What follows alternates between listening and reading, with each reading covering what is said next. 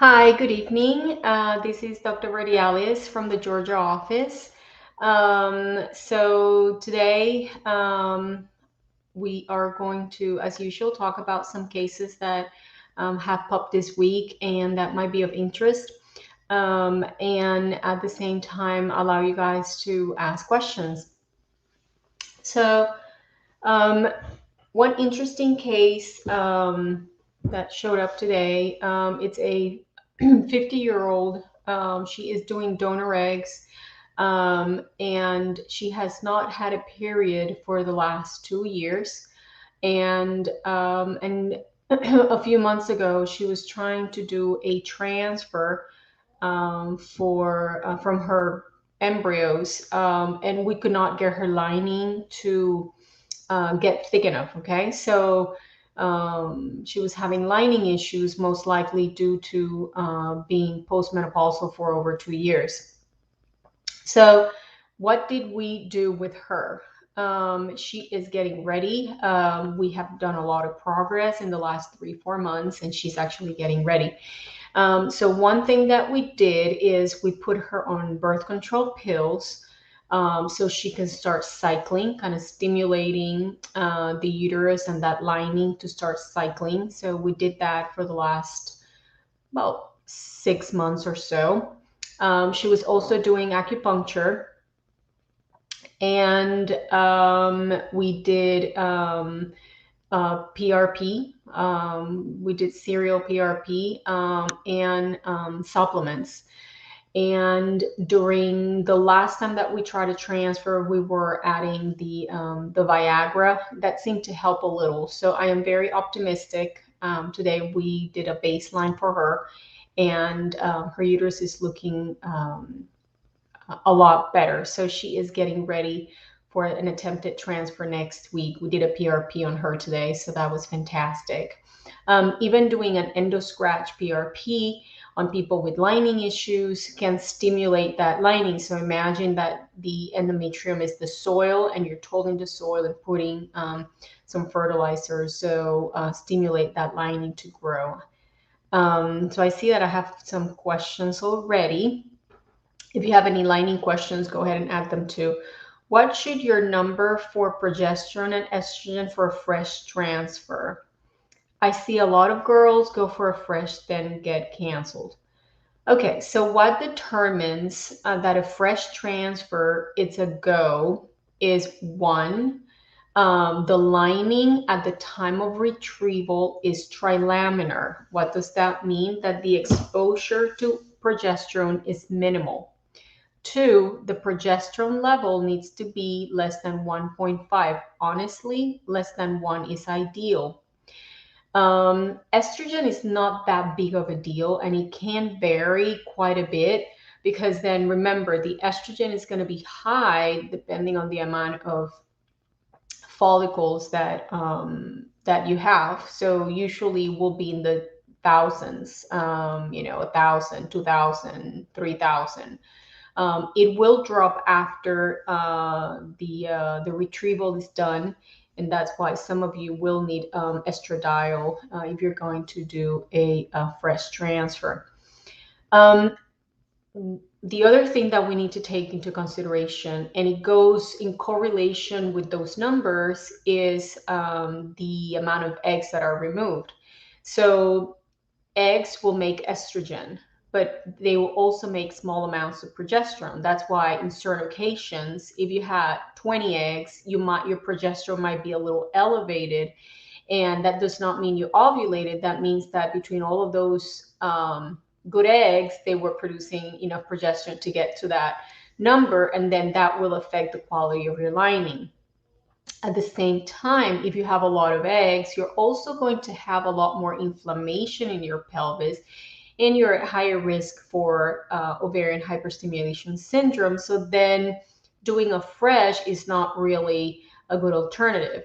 But if you do not, if you have a low ovarian reserve, for example, and you did not get as many eggs, or your estrogen levels were not that high, then a fresh transfer is a good alternative. I see that with older ladies, and this is actually documented. With older ladies, it seems that fresh transfers are better.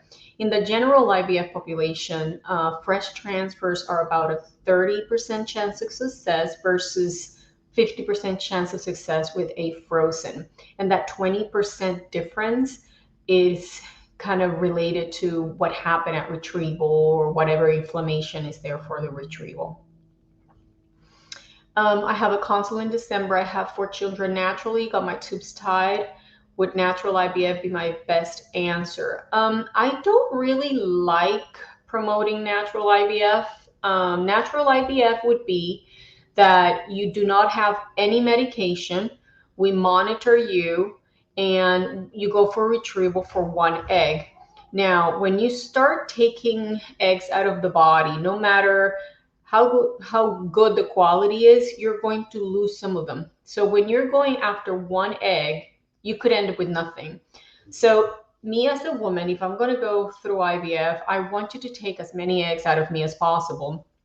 Because let's say I got 10 eggs. Out of those 10 eggs, maybe 1 or 2 are immature and they'll just die off. And then maybe some will fertilize, maybe some will not. And then out of 10 eggs, I'm going to end up with 4, maybe 5 embryos if I'm lucky. So even though it's doable, I just don't think it's cost effective to do natural IVF. 4 PGT tested embryos transfer, 1 PGT tested embryo successful to 6 weeks, and 1 IUI. So Missy points out something very important. Having a normal PGT tested embryo does not guarantee a pregnancy. That is very, very important. That's why genetic testing on the embryos is so controversial. There's many factors involved. There's even controversy around if the actual biopsy might affect the way the embryo implants. So there's a lot of questions about that. For good and for bad, it is the best technology we have. So if it's important to you to either know the sex of the baby, to get the embryos tested, it is the best technology we have, but it will not guarantee a pregnancy. If I start my stims today, but don't have my low dose ACG until tomorrow, can I take Menopur today instead, or will start?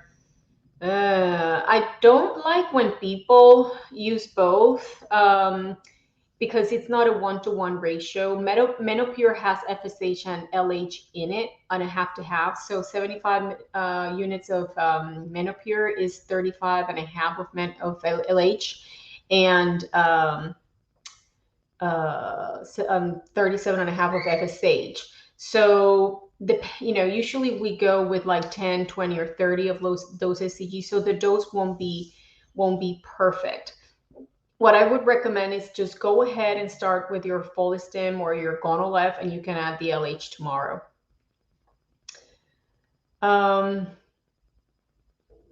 Okay.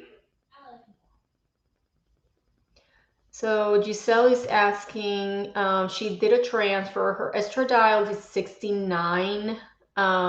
Should she take estradiol? I would. I'd like to see the estradiol above 100. How about is endo for implantation? It is bad. I've seen a lot of women that will have documented adenomyosis or endometriosis, and they might end up having recurrent miscarriages or failed implantations. And then I see that if they take a break and do Lupron or Lisa, or laparoscopy and Lupron, or laparoscopy and or Lisa, it really brings out that inflammation, and then they end up having successful transfers. Do you recommend birth control to regulate periods if they're very irregular? I do. I've seen that with PCOS patients. They tend to do better when they have been on birth control pills, because then you have a better starting point and the baseline in terms of labs, it's a lot better. PCOS patients tend to have more estrogen at baseline and a higher LH. So I see that their baseline is better if they have done birth control pills before their start date. I've had an endometrial ablation and a tubal ligation. Could I get an IVF? The tubal ligation, no problem. The endometrial ablation is going to depend if you're having periods, if there's any functional endometrium in that uterus.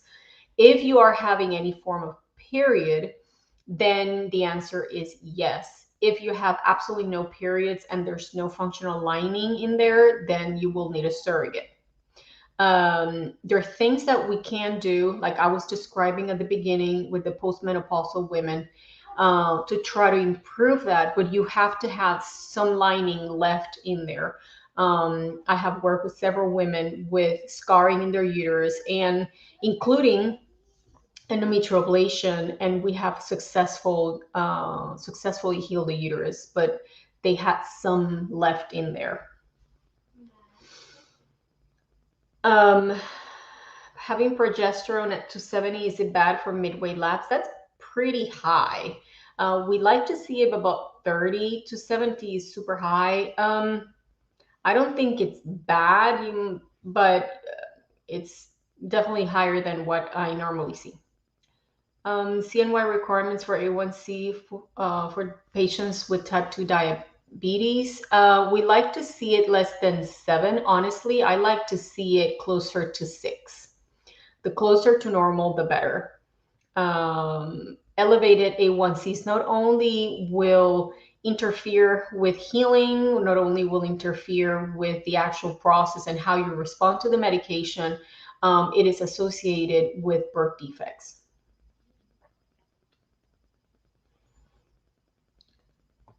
I had a miscarriage with a normal embryo. After we already saw a heartbeat, but baby stopped growing at 7 weeks. Next transfer, we're doing a modified natural cycle.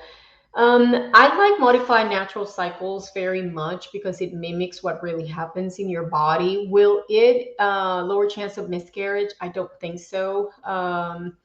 Unfortunately, 10% of all pregnancies are lost for multiple reasons.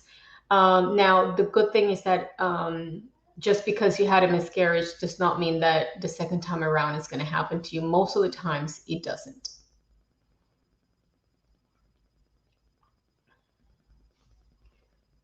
Okay, I had my 5 weeks ultrasound today, and the OBGYN said my ovaries were enlarged. I have fluid and a large cyst. I did a fresh transfer. Can that cause miscarriage? Probably not. What's going to happen is if everything keeps going well, the ovaries during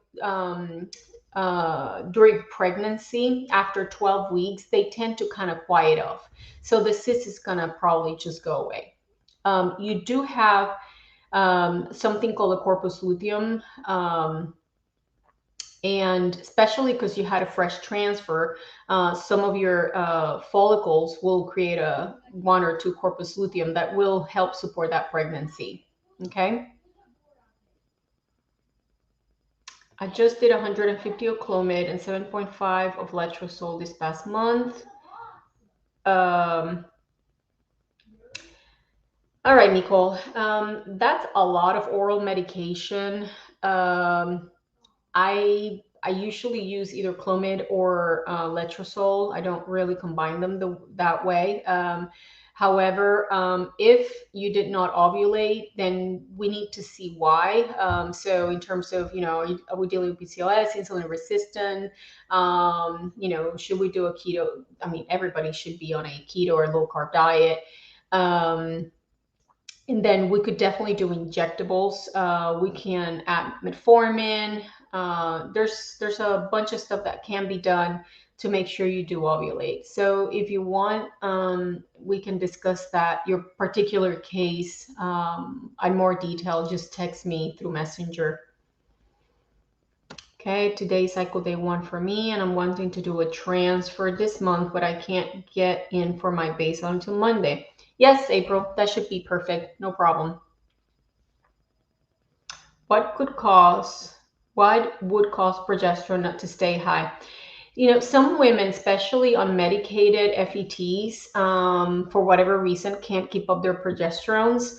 Um, and I attribute it to the fact that they're not making it themselves. And somehow our liver tends, it's the one responsible for clearing our hormones out. So some livers are just more efficient than others. So what I would suggest is to do a modified natural cycle. So not only you get supplemental progesterone, but your ovaries are making progesterone as well. What is small fluid in the cul-de-sac? Is that an issue?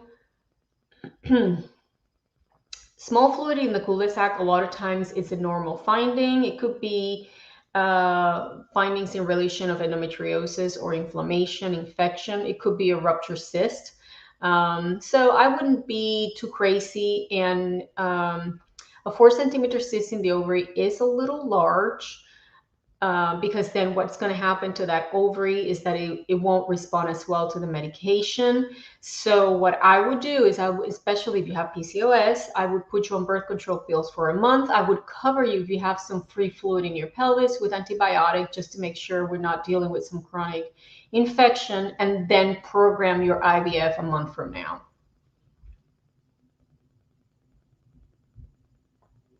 Does it make sense to take birth control pills in a cycle if you don't have a period? Would you get a bleed when you stop? Most women will get a bleed, a withdrawal bleed, after taking birth control pills. There's a few exceptions. One, if we're dealing with lining issues. I have seen patients like our friend was talking, like endometrial ablation or scar in the uterus that will not bleed after birth control pills. I have seen people that were trying to get cycle, menopausal ladies that maybe have some spotting, especially at the beginning as we're getting that uterus to start kicking in.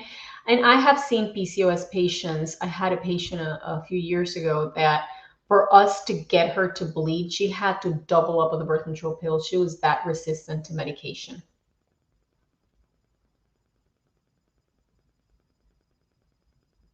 Okay.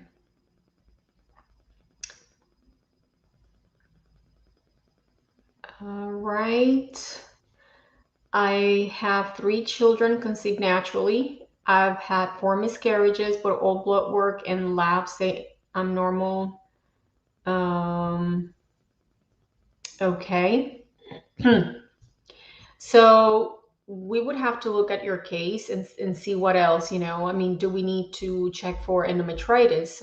If you had 3 children, that is a lot of activity in your uterus. So I would encourage you to do an endometrial biopsy, potentially even empirically treat it.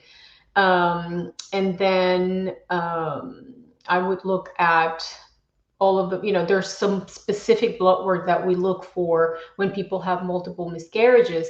So I would look at that to see if that was done, and potentially treat you as a potential either immunological disorder or coagulation disorder, since the treatment is, it's really not that invasive.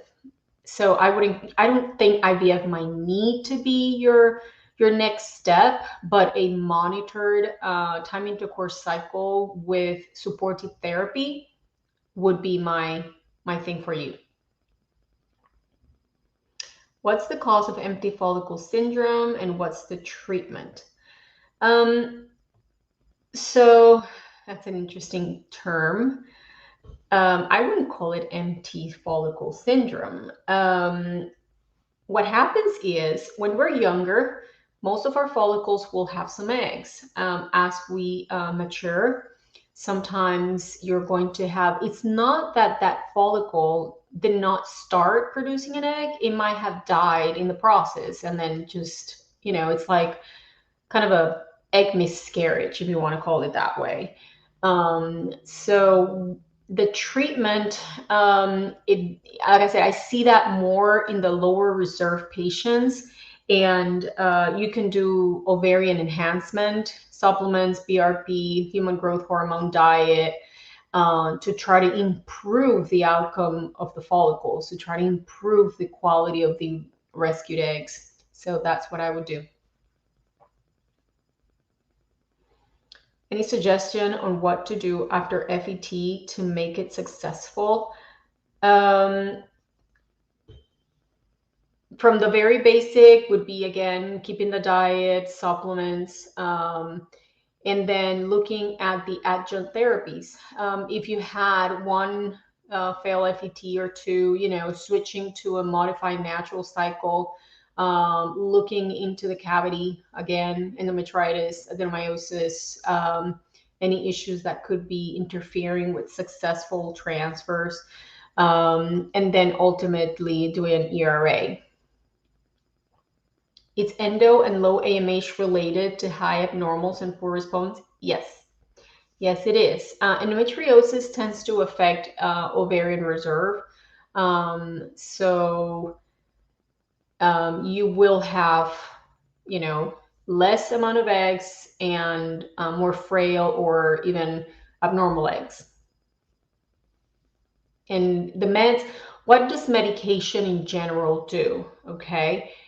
Medication, drugs are fantastic to provoke a biochemical reaction in the body. I had this discussion with another patient earlier today.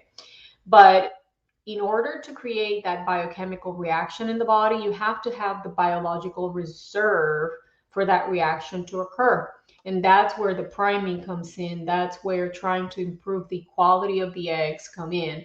So going higher on the meds, it's not going to improve your biological reserve. Improving the biological reserve to cause the reaction that you want with the medication, it's the homework. It's the diet, it's the supplements, it's the LDN, it's the human growth hormone, it's the priming. Okay. A couple of days ago, I've had a rash when I did my progesterone shot. That's very common. The progesterone shots come in different type of oils. By itself, even if you don't create an allergy to it, it is very irritating to the skin. There are different oils that we can switch it to. Some people become extremely sensitive and it's like they can't have it. Like they'll end up with like big red dots all over their bodies. And so we can try to combine other modes of progesterone, vaginal, oral, creams, when we cannot use the shots. And you can start by changing the oil that the progesterone's in. Would vaginal steaming before IVF be helpful? Absolutely. I like alternative modalities, vaginal steaming to do cleansings and stuff like that. Yeah. I would not do it through the process. I would do it in preparation of any type of fertility treatment.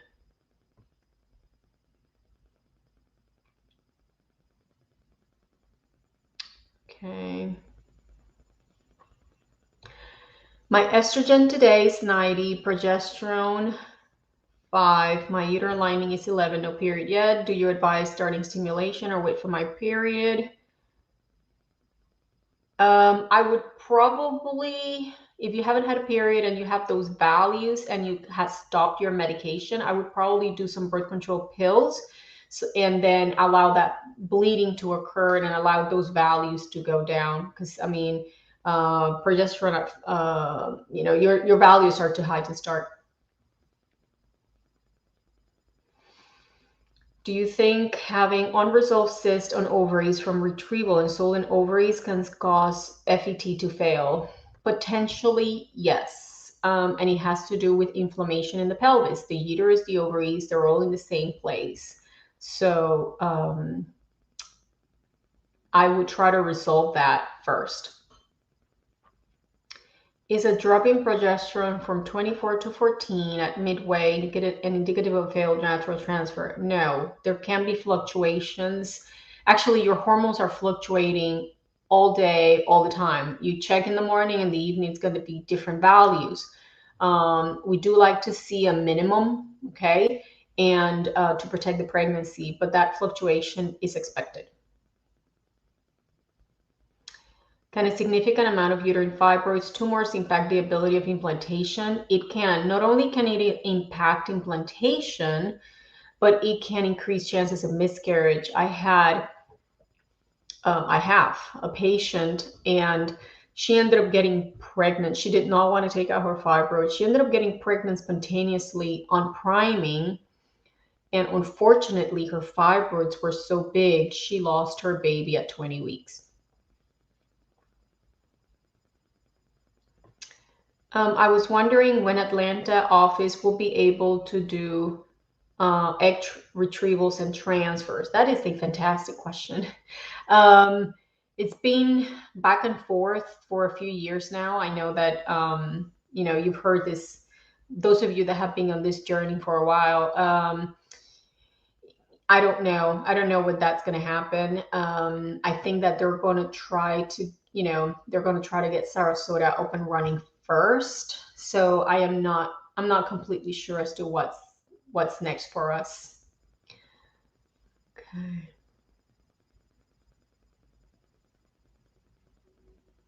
Okay. I just had a day 3 fresh transfer fail. Have Endo, did Lupron, the cycle before, Neupogen, Omni, mini stim transfer to grade 4 and 3, did intralipids, urine PRP, ACG wash, acupuncture. So you did the works.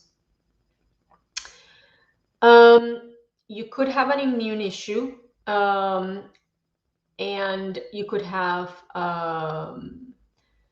several things.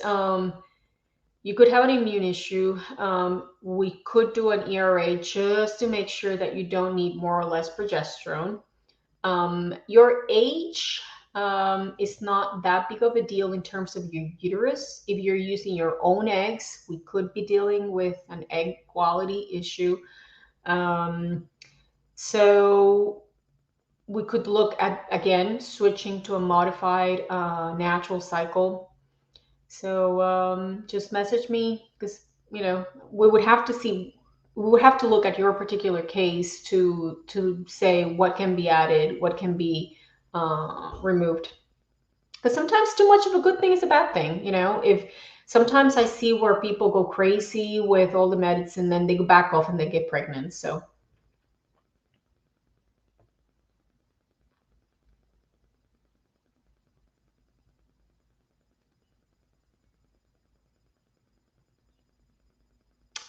Okay. My progesterone came back to at 164. If it's too high, will affect. Nope. It's fine. I mean, we like to see the progesterone, especially on IVFs, higher than 30. I've seen it, fluctuate from 20s to hundreds, and it's fine. I'm 18 weeks pregnant. I have a lot of headache. Even I take Tylenol, isn't working. Can you recommend something? So pregnancy is wonderful and horrible at the same time. So there's multiple things that you can do. You can do acupuncture for headache. You can do ice packs. You can do chiropractic care.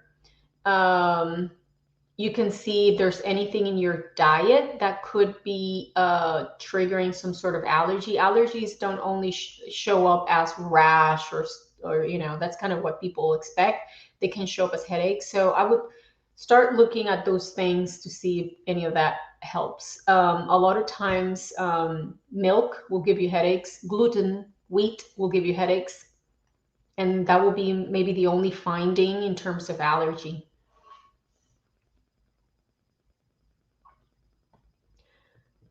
Will you get enough eggs if you do a back-to-back retrieval? I know that some people do fine with that. The younger ladies tend to do better than the older ladies. I don't like doing back-to-back retrievals, especially on lower reserve patients, because it seems that if you do good on the first one, then the second one is not so great. What I do like to do is do retrieval, then take like a month break, retrieval. Okay. So not back to back where you do retrieval, come back and start the stim again. So imagine how the body works. The body works, go like a muscle. You go to the gym, right? you strain the muscle, but you have to let it rest. Same thing with the ovary. So you strain the ovary, you let it rest a little bit, and then you go strain it again. So then I see an improvement. Okay, so when I see retrieval, 1 month of retrieval, I see really good results that way.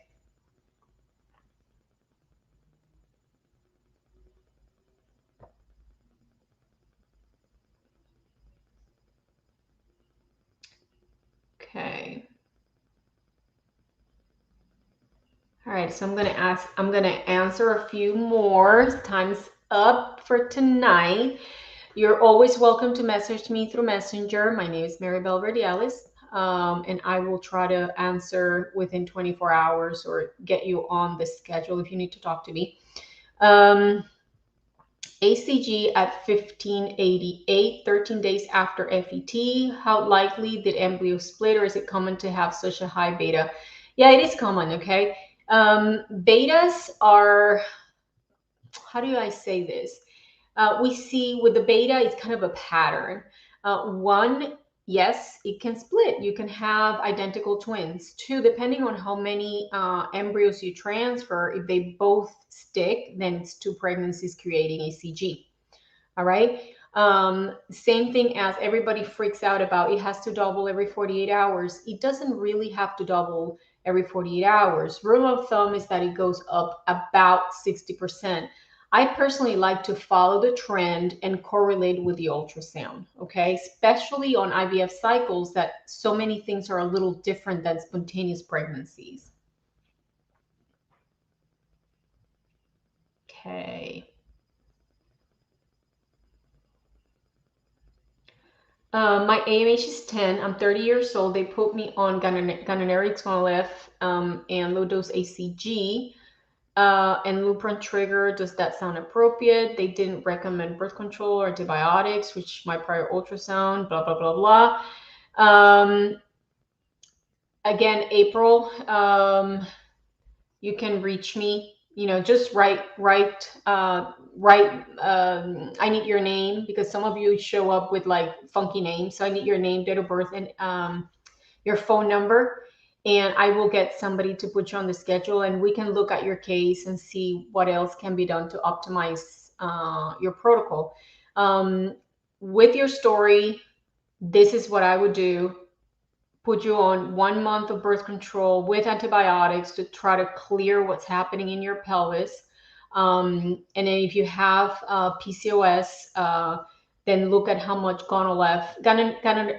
Ganirelix or Cetrotide is standard. That's kind of to avoid from you to ovulate prior to retrieval. We would have to see the amount of Gonolef that was given. ACG at 20 is pretty standard. Depending on what your baseline LH is, we can drop it down to 10. Lupron trigger, that's okay. I prefer to do dual trigger, even if it's just a whiff of low dose ACG, like a 2.5, 2,500, because it tends to push the eggs a little bit to get them to be more mature. Sometimes what I see a lot with PCOS patients is they get like 30 eggs retrieved and then 20 of them are thrown out. So I like to go lower with the PCOS patients, maybe get less eggs, but then push a little harder such that we can get more mature eggs.